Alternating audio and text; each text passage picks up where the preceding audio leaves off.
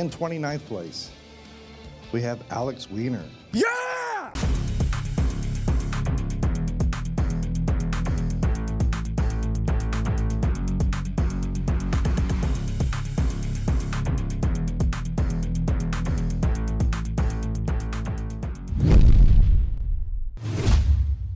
What's going on, guys? Super Insane 18 here, and I just took top 32 at YCS Sacramento. You can see I have the top cut mat here. Honestly, first YCS top, really proud of my performance. A little bit bummed that I lost immediately, but it was to Jib, who literally wrote the spreadsheet for the deck that I'm on, so can't be too mad. But I wanted to bring you guys the deck profile. As you can see, we are on Snake Eye Fiendsmith, so let's go ahead and get into it. We'll do shout outs at the end. So starting off, we obviously have our 3 copies of Snake Eye Ash as just the Wombo combo starter of the deck, followed by 2 copies of Poplar and our 1 Oak. Pretty standard lineup, along with the Flamberge and the Snake Eyes Diabellstar. That's going to be it for the Snake Eye lineup. We, of course, still have 3 copies of the Black Witch because we want as many starters and extenders as possible. This is a format where a ton of hand traps are in play, so you want as many ways to play through them as possible, which also brings us to the 3 copies of Fiendsmith Engraver, along with our 1 copy of Lurie. Not only is it a starter, it is also an extender, and just honestly some of the most absurd cards I think I've ever played.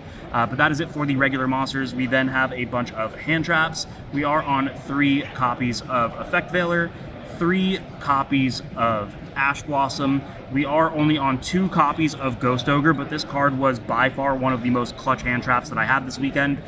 There were several games that I won because I saved the Nib until my opponent full comboed, and then I went Nib, they attempted to Appaloosa, I ogred the Appaloosa, and I was able to just wipe the board, and it was pretty free. And then, of course, the 2 copies of Mourner, again, just maxing out on hand traps. We have 2 Druis Worm and 1 Magnamut. I might have wanted to play a little bit of a higher Bestial count just because I didn't see them as much as I would like to, but it did work out, obviously.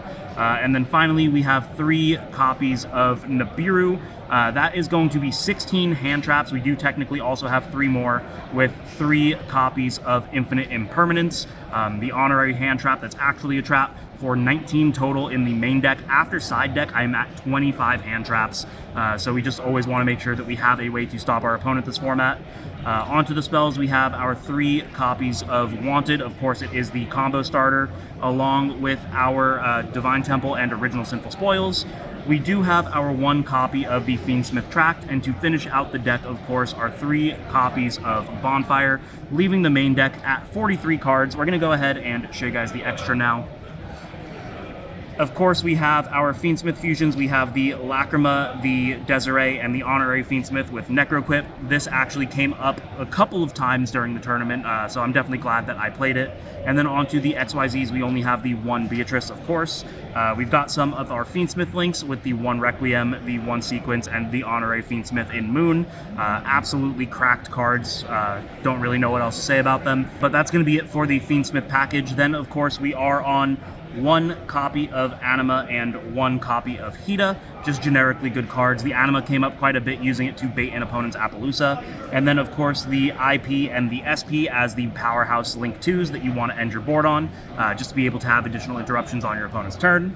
Onto the Link 3s, we of course have our Princess and our Celine. The Celine was really clutch because there is a line that I worked on with Mike Thomas where you can make the Appaloosa really easy thanks to the Celine and really early in the combo, so that you can play through hand traps really well. And then to finish off the extra deck, we have our Link 4s with Access Code and Appaloosa. Relatively standard. We are actually going to show you guys the side deck, which I don't typically do, but since we made the top cut, we are going to go ahead and do it.